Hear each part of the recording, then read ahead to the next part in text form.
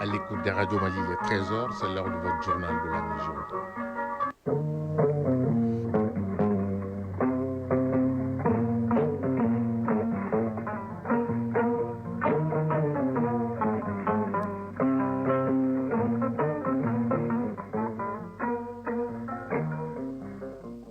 Le journal Ousmane Daou. Mesdames et messieurs, bonjour. À la ligne de ce journal, l'engagement commun et l'implication de tous ont fait fléchir le taux de prévalence du VIH-Sida au Mali de 1%. Le pays est passé à 0,76% en ce jour de célébration de lutte contre le sida. Le Mali a choisi comme thème crise de financement extérieur, une opportunité pour promouvoir un financement souverain. Amorti dans le cadre du désarmement, la démobilisation et la réinsertion DDR, plus de 475 ex-combattants des groupes d'autodéfense ont fait allégeance au Mali en déposant les armes pour regagner les rangs de l'armée malienne. Siama 2025, quelques membres du gouvernement ont troqué le temps d'une soirée les habits des ministres contre les habits des touristes pour contempler les merveilles des artisans maliens et ceux de la Confédération AES. Hors du Mali, une mission de la CEDEAO est attendue ce lundi à Guinée-Bissau. Au Cameroun, le président du Manidem, Anissé Khan, est mort en détention. L'annonce a été faite par ses avocats. Pendant ce temps, le pape Léon XIV poursuit sa visite au Moyen-Orient. Ce matin, il s'est rendu au sanctuaire de Notre-Dame du Liban.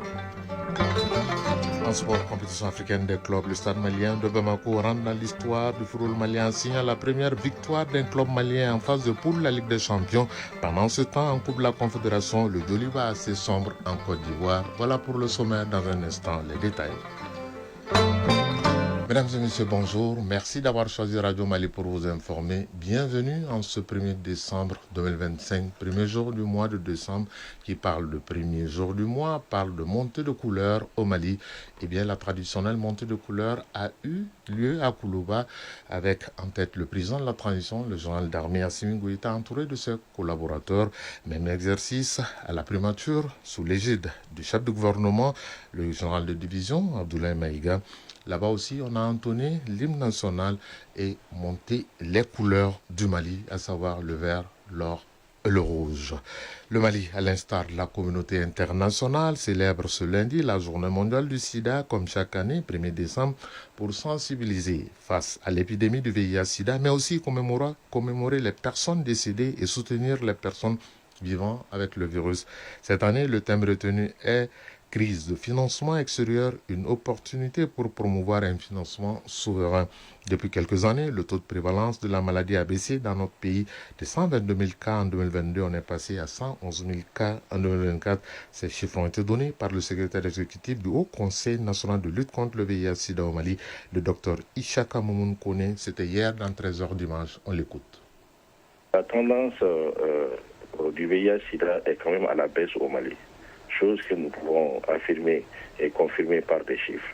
Parce qu'en 2022, nous avions dénombré environ 120 000 PV-VIH au Mali et en 2024, nous sommes à 111 000 PV-VIH au Mali. Donc, par rapport à la prévalence, en 2022, 2021-2022, 21-22, on était à 1%. Aujourd'hui, nous sommes à 0,76% de taux de prévalence au Mali. Donc, on peut aussi confirmer par les chiffres.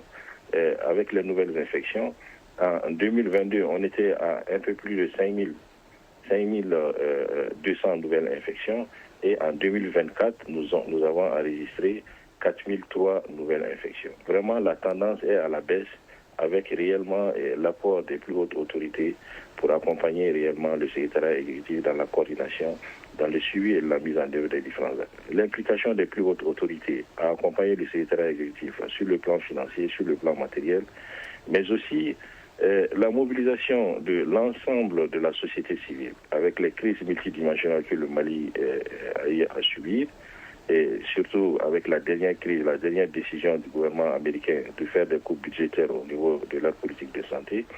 Et réellement, le secrétariat exécutif avec l'ensemble de la société civile, c'est ce qui nous a permis d'atteindre cette baisse au niveau du Mali. Vous venez de parler justement de financement et cette année, le thème a un rapport avec le financement puisque le thème au Mali est VIH-Sida, crise de financement extérieur, une opportunité pour un financement souverain. Au niveau du Sida, c'est la souveraineté qui est décrétée également? Exactement. Dans le monde entier maintenant, on a connu beaucoup de crises, surtout au Mali, de crises multidimensionnelles. Donc la première crise qui a eu un impact considérable sur le financement du VIH-Sida et la tuberculose, c'est la Covid-19. Avec l'avènement de la Covid-19, les gens ont pratiquement mis en sourdine, en veilleuse, la lutte contre le VIH-Sida. Et la seconde crise mondiale, réellement, ce sont les coupes budgétaires qu'on a constatées en 2025 par rapport à la politique sanitaire des États-Unis. Donc, toutes ces crises ensemble nous montrent que pourquoi les États-Unis ont eu à faire ça. Et en même temps, il y a d'autres pays avec l'insécurité dans le monde. Tous les pays sont en train de courir vers le réarmement, l'armement et la protection de leur pays. Donc, leurs investissements vont dans ce sens. Donc, c'est pour cela, nous, en tant que pays en Afrique du Sud du Sahara, il est important que nous réfléchissons, on se mette à table réellement pour voir comment rendre souverain la prise en charge de la santé globalement et la lutte contre le VIH-Sida en particulier. Donc, il faut comprendre que toutes les donations que les partenaires font, ce sont des donations qui viennent de leur peuple. Ils ne créent pas. Donc, il faut que nous, en tant que dirigeants, nous nous mettons à table pour essayer de voir comment impliquer le peuple dans le financement des actions prioritaires du chef de l'État. Déjà, le chef de l'État a mis en place une politique dans ce sens, à savoir les taxes qui ont été mises sur les téléphonies mobiles, réellement qui nous permettent de juguler à beaucoup de questions. Et pour vaincre le sida au Mali, plusieurs organisations se battent pour que cette maladie ne se propage pas. Et parmi ces organisations, on peut parler de l'ONG Arcade Santé Plus et RMAP Plus, le réseau des associations de personnes vivant avec le VIH. Pour découvrir ces deux associations, Aminata Brima Ouedraogo est partie à leur rencontre. Face à la persistance du VIH-Sida au Mali, deux organisations se dressent en sentinelle. Elles sont Arcade Santé Plus et REMA Plus, chacune avec sa stratégie, sa force, mais toutes deux unies par un seul objectif, faire reculer définitivement le VIH-Sida dans notre pays. Dr Dambélé Bintou Keïta, directrice de Arcade Santé Plus. Arcade Santé Plus est une ONG qui a été créée depuis 30 ans déjà. Ses objectifs, c'est d'intervenir par rapport à la lutte contre le sida et les maladies prioritaires. Mariam Touré, présidente de REMA Plus. Le réseau malien des associations de personnes vivant avec le VIH. C'est une association qui a été créée en 2005. Et nous avons nos démembrements dans toutes les régions. On œuvre dans la lutte contre le sida. Dans ce combat, les missions se complètent. Arcade Santé Plus focalise son action sur le dépistage, la prise en charge médicale et la distribution gratuite de médicaments. REMA Plus, de son côté, intervient sur d'autres fronts essentiels. Accompagnement communautaire, sensibilisation, défense des droits des personnes vivant avec le VIH. Nous avons des CPS qui travaillent dans les sites de prise en charge en collaboration avec les médecins. Ils font la porte en porte pour sensibiliser les femmes enceintes et les femmes en âge de procréer. Dr Dambélé Bintou Keïta, directrice de Arcade Santé Plus. Cette année, en 2025, nous avons environ distribué 5 millions de préservatifs.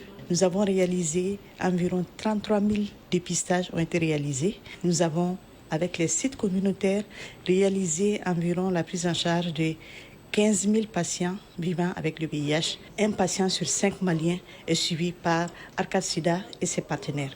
Des efforts conjugués renforcés par les actions du gouvernement. Résultat, une baisse progressive du taux de prévalence du VIH au Mali.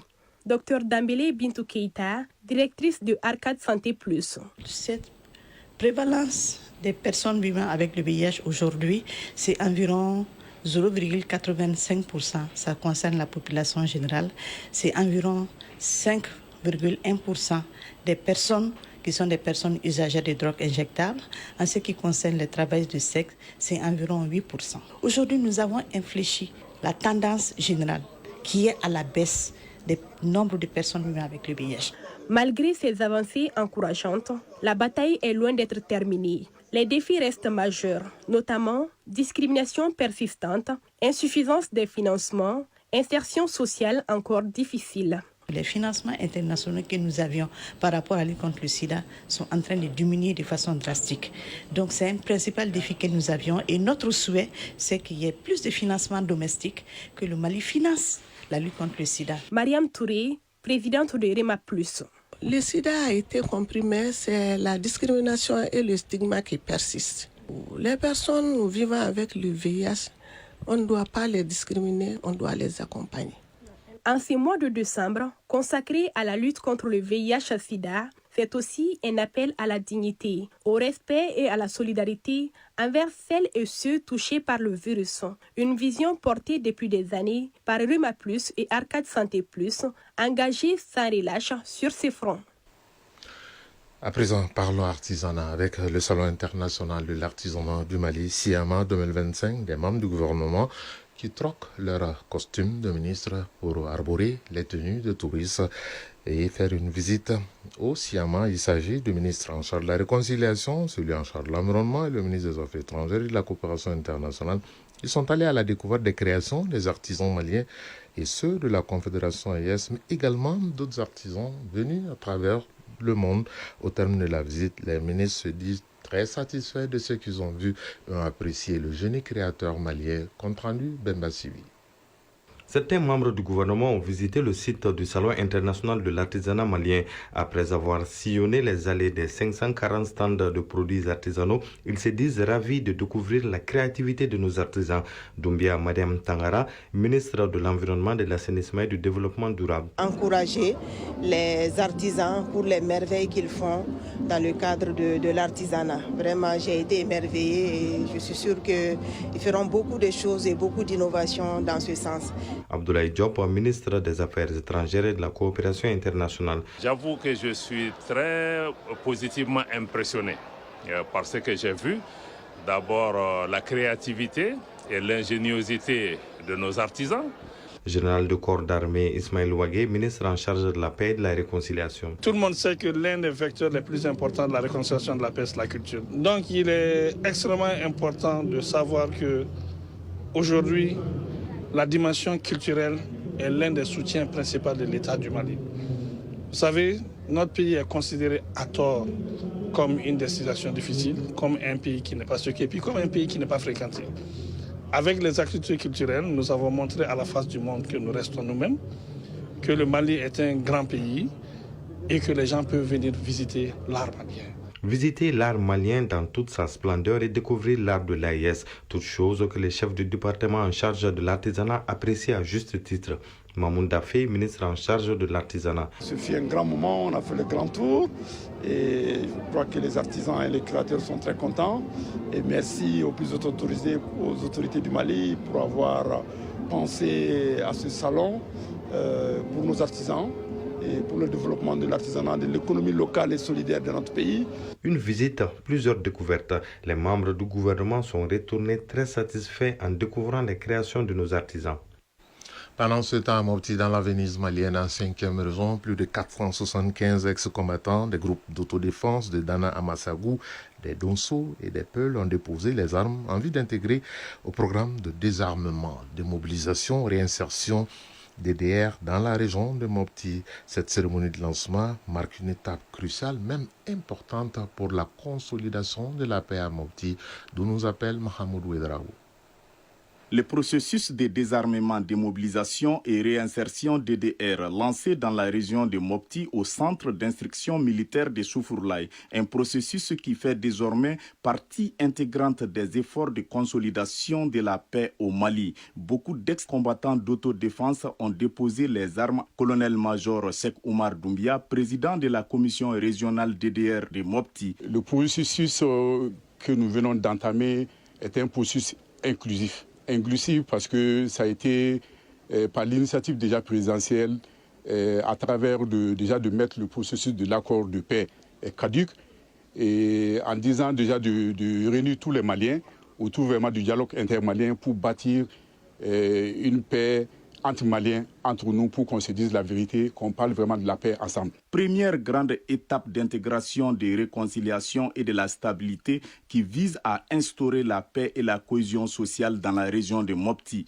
On a mis en place un dispositif informatique SDJ, DDRI, qui va s'occuper vraiment de l'environnement biométrique à notre sein d'abord, pour qu'on puisse avoir une base de données fiables de ceux qui vont rentrer dans le processus. Il y a un dispositif de RAVEC qui s'est intégré. Tous ceux qui vont rentrer dans ce processus-là est vraiment les cartes biométriques pour qu'ils puissent rentrer dans la base de données globale de l'État. Mahamadou Sidiki Konaté, représentant du gouverneur de la région de Mopti. C'est un mécanisme qui va mettre fin. C'est ça d'abord un premier aspect très important pour la région de Mopti. La violence va baisser, mais aussi les populations vont vaquer à leur occupation habituelle, assurer le va-et-vient, la sécurisation des personnes et de leurs biens, mais aussi le retour de l'administration au niveau des différentes localités. Cette intégration nationale des ex-combattants est la politique du gouvernement dans la consolidation de la paix et la lutte contre le terrorisme. La visite des tentes des démobilisés et la remise des kits et des cartes biométriques aux ex-combattants ont bouclé les travaux du lancement DDR dans la région de Mopti. Mopti, Mahamoudou Ouedraogo, Souleymane Tebsougué pour l'ORTM. 13h16 à Kona, région de Mopti. Actualité hors du pays. En Guinée-Bissau, une délégation de haut niveau de la communauté économique des États de l'Afrique de l'Ouest, CEDEAO, et sera ce lundi à Bissau, dans la capitale du pays. La mission sera dirigée par le président sierra-léonais et président en exercice de l'organisation, Julius Maada Bio. La délégation va rencontrer les nouvelles autorités de la transition. Au Nigeria, 12 personnes, dont un pasteur, ont été enlevées hier lors d'une messe dans une église rurale au centre du pays. La flambée des kidnappings intervient peu après les déclarations du président américain Donald Trump. Selon lui, les chrétiens sont massacrés par des terroristes. Fin de citation. Le Nigeria fait face à une recrudescence de ces actes qui a poussé le président du pays, Ahmed Bola Tinubu, à déclarer l'état d'urgence sécuritaire national le 26 novembre dernier. Au Cameroun, le leader politique et président du Manidem, Anissé Ekan, est décédé dans la nuit de dimanche à lundi selon ses avocats et sa famille. Il avait été interpellé le 24 octobre dernier à Douala, était depuis en détention dans les cellules du secrétariat d'État à la défense à Yaoundé, la capitale du pays. Anissé Ekan a été accusé avec d'autres leaders des faits d'insurrection et de rébellion après la non-reconnaissance des résultats officiels qui ont donné le président sortant Paul Biya vainqueur. Le pape Léon XIV poursuit sa tournée au Moyen-Orient, notamment au Liban, pour sa deuxième journée. Le souverain pontife s'est rendu ce matin à Harissa, au sanctuaire de Notre-Dame du Liban.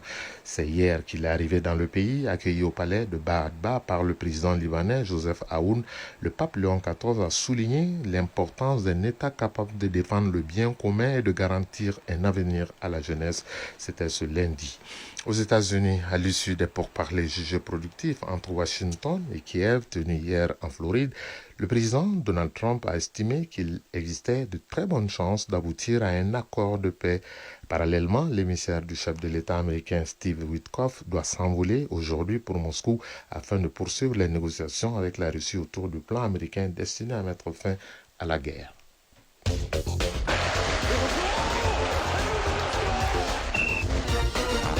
Ce générique annonce la page sportive de ce journal. On va parler de la Coupe arabe FIFA 2025 qui donne son coup d'envoi aujourd'hui à Doha au Qatar.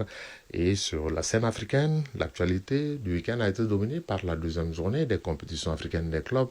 Ici à Bamako, en Ligue des Champions, le Stade malien a enregistré la toute première victoire d'un club malien en phase de poule de la Ligue des Champions face à Simba de la Tanzanie. Victoire des Blancs de Bamako 2-1. Au même moment, en Coupe de la CAF à Abidjan, le Djoliba sombrait face à San Pedro 2-0. Le point de l'actualité sportive, c'est avec Fotiki Tonkara. Fortune diverse pour les deux représentants maliens en phase de poule des compétitions africaines des clubs qui ont bouclé hier leur deuxième journée de groupe. On note d'abord la belle opération du Stade malien de Bamako. Au compte de la deuxième journée du groupe D de la Ligue des champions d'Afrique de football, le Stade malien de Bamako a battu Simba SC de Tanzanie par le score de 2-1 au stade du 26 mars de Irimadio. Le match démarre idéalement pour les Blancs de Bamako qui ouvrent le score dès la 16e minute de jeu par les Camerounais Tadeusz Keng Fumawang, très opportuniste. Sur une remise de Mamadou Traoré Kapi, il a jailli pour pousser les ballons au fond des filets tanzaniens. Les Blancs font le break à la 23e minute de jeu par Ismaël Sempara. Sur un corner, il prend le meilleur timing pour reprendre les ballons et d'une tête parfaitement décroisée, il envoie les ballons dans les filets tanzaniens. 2-0 pour le Stade Malien de Bamako, score à la mi-temps. C'est en seconde période que Simba SC réduit le score à la 54e minute de jeu avant que Thaddeus Keng Fumang ne se loupe sur un penalty à la 62e minute de jeu. Simba SC de Tanzanie est ensuite réduit à 10 avec l'exclusion du Sénégalais Alassane Kanté, coupable d'une faute sur Zoumana Sempara entré en cours de jeu. Grâce à ce succès du Stade Malien de Bamako, le Mali a enfin non seulement sa première victoire, mais aussi son premier but dans la phase des poules de la Ligue des champions d'Afrique de football depuis la nouvelle réforme en 1997. Voici à présent les autres résultats de cette deuxième journée. Saint-Éloi Lupopo de la RDC et Al Hilal d'Omdurman ont fait match nul 1 but partout. Petro Luanda et l'Espérance sportive de Tunisie se sont neutralisés 1 but partout. Power Dynamo a perdu contre Pyramide FC d'Égypte 1-0. Far Rabat du Maroc et Al Ahly d'Égypte se sont accrochés 1 partout. Mouloudia Club d'Algérie et Mamelodi Sundowns d'Afrique du Sud ont fait jeu égal 0-0. River United du Nigeria s'est incliné devant la Renaissance sportive de Berkane 2-1.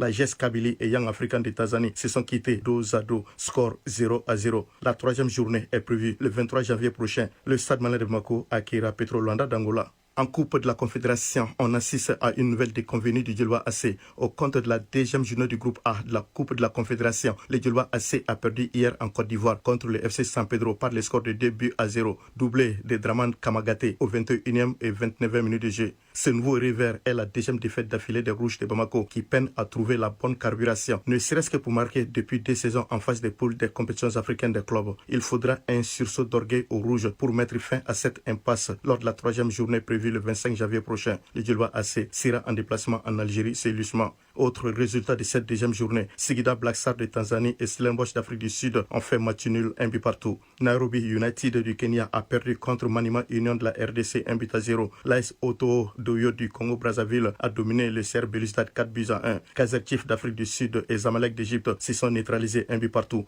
L'Olympique Club Safi du Maroc s'est incliné devant l'Usma d'Algérie 1-0. Azam de Tanzanie est tombé devant le Wydad AC de Casablanca 1-0. Zesco United de la Zambie s'est incliné devant Al Masry d'Égypte 3-2. Le Qatar abrite du 1er au 18 décembre 2025 la Coupe arabe FIFA qui démarre ce lundi. Le Qatar affrontera la Palestine à partir de 15h45. Cette première journée des groupes qui s'achève mercredi se poursuit demain mardi avec 3 rencontres. Maroc-Comores à midi, Égypte-Koweït à 14h30 et Arabie Saoudite-Oman à 17h. Plusieurs réformes seront testées à l'occasion de cette 11e édition de la Coupe arabe FIFA. Réformes parmi lesquelles figure une règle pour lutter contre les simulations des joueurs. C'est là pour rendre le football plus passionnant et plus agréable. Il est 13h22 à Sikasso, notamment à Mankourani, et puis la même heure à Logo-Kakulu, également, région de Kai, tout comme à Dramane. C'est la fin de cette session d'information qui vous a été présentée par Ousmane Daou. Mise en onde, Fousséni Sissoko, assisté d'Absi Traoré. Mise en ligne, Beka Sissé, accompagné de Sekou Traoré. Réalisation Draman Sanogo. Le prochain rendez-vous avec l'actualité, c'est à 19h30. Vous serez en compagnie de Koumba Sissé. Mais gardez vos positions d'écoute dans un instant. Moussa Koulibaly sera là pour les aviser communiquer. Si vous êtes à table, bon appétit. Si vous avez fini de manger, bonne digestion. Bel après-midi à toutes et à toutes. Et excellente semaine. Car chacun de nous ne peut être une étoile, mais tâchons de briller pour éclairer là où nous sommes. Au revoir et à très bientôt.